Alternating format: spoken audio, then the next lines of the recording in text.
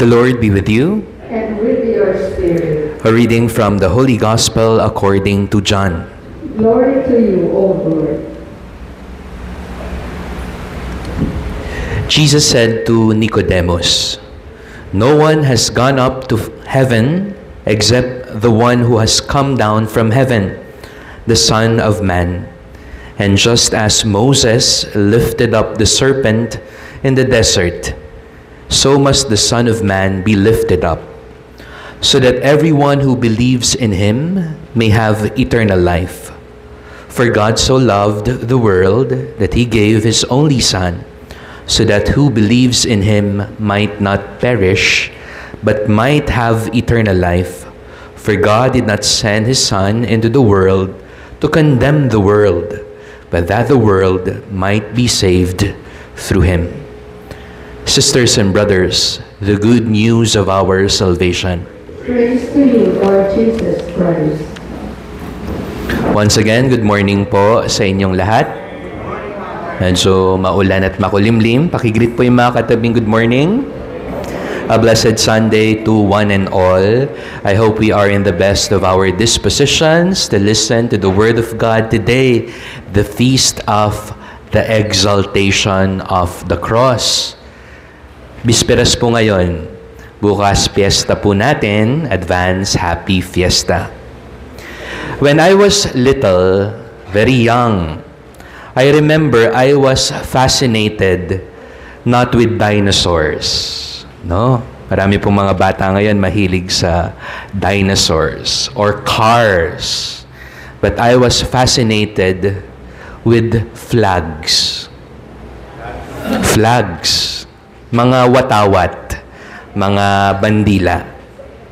Meron pa po akong poster noon sa kwarto, and I remember memorizing all of them. Even the not-so-familiar nations like Barbados, Kiribati, Tuvalu, etc. Alam po ninyo, proud na proud po tayo when our national flags are raised on high.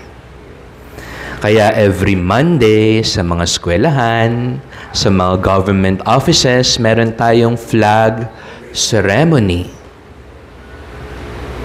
Proud na proud tayo kapag nakikita natin yung bandila, especially in the international scale.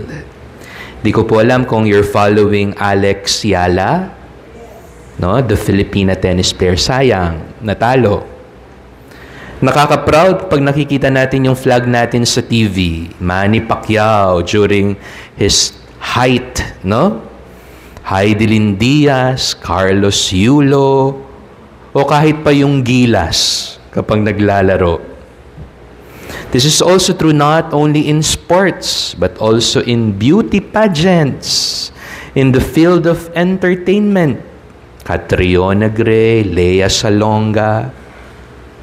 Natatandaan niyo po ba yung Papal Conclave? Maraming Pilipino ginawa tong contest. Ano po? Manok nila si Cardinal Tagle na maging Santo Papa. Why? Because we are proud to be Filipinos. Di ko lang po alam sa nangyayari ngayon kung proud pa rin tayo. Ano po? But case in point, when we raise our flags, it signals our identity. Kapag nakikita mo yung flag, sinasabi mo sa sarili mo, ako to, bayan ko to, lahi ko to, Pilipino ako. Amen? But in the context of our faith, we have a flag too. It's not made of cloth, but it's made of wood. The cross. We place it on our walls. We wear it as a necklace or as a ring. We use it atop our churches. We pray using the cross. Bakit po? Just like the flag, the cross also signals our identity. Na kapag nakikita natin yung krus, sana po, no, I hope, sinasabi natin, ako ito. Bininyagan ako. Anak ako ng Diyos. Katolikong Kristiyano ako.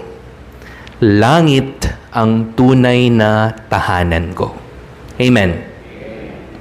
Today, we call this special feast as the exaltation of the cross. So let's look into the reality of the cross and the meaning and the challenge it sheds to all of us.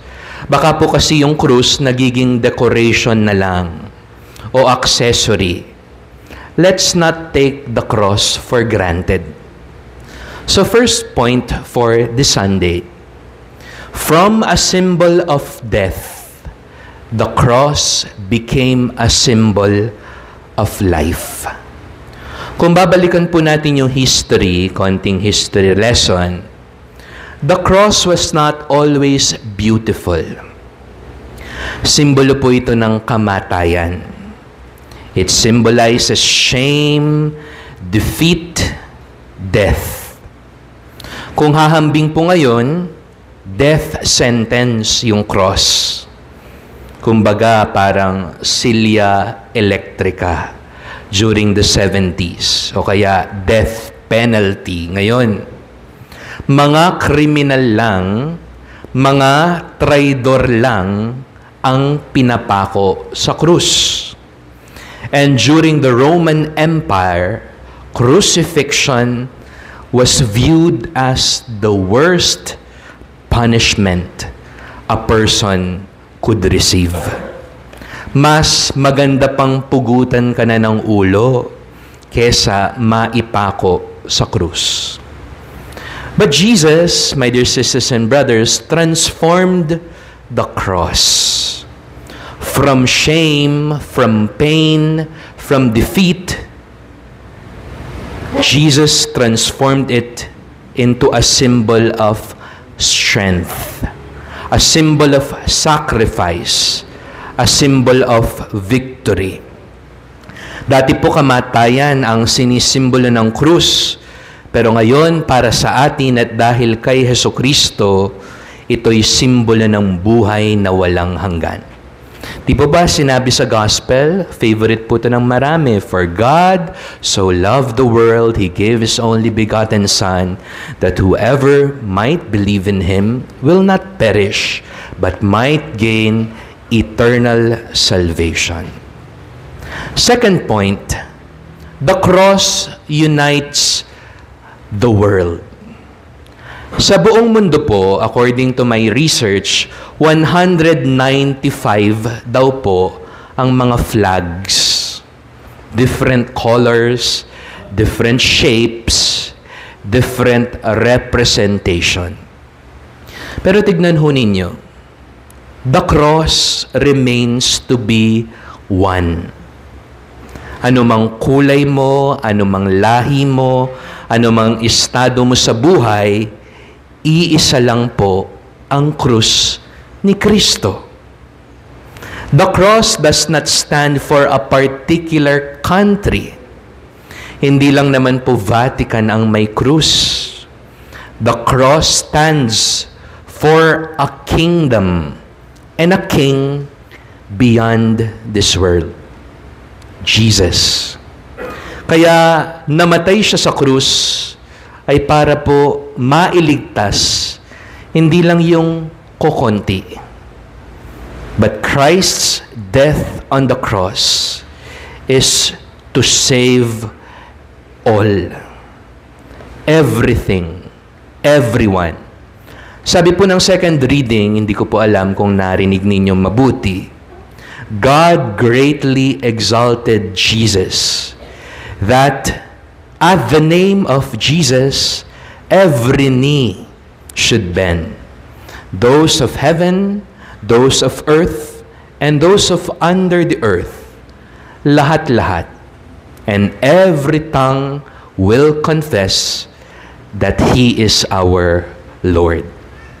The cross unites us all. Amen? And last point for today, the cross is more than a symbol.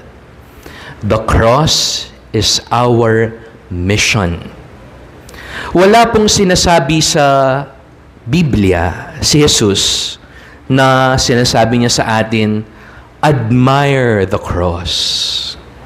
Wala po siyang sinasabing ganyan. Ano po ang sinasabi ni Jesus?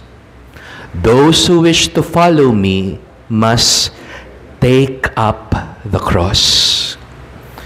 Magbuhat ng mga krus. This means that the cross is not just a flag that we wave, a symbol that we admire, but the cross is a way we live. Isinasa buhay ito. Kaya po every time that you forgive someone genuinely, especially if that person hurt you, you are carrying your cross. Every time you love someone, when it's easier to hate, you are carrying the cross. Every time you serve without expecting anything in return, you are carrying the cross. Every time you fight for justice, fight for truth, fight for freedom, you are carrying the cross. Every time you make sacrifices, sometimes even at the expense of oneself, you are carrying the cross. Kung sa Pilipinas po, may tinatawag tayong Flag Day, di ba? A day to appreciate our Philippine flag. Ngayon pong Feast of the Exaltation of the Cross, we can call this day as Cross Day. Don't just admire or wear the cross. Live and love the cross. Carry the cross. Lift high the cross anywhere you go. Amen.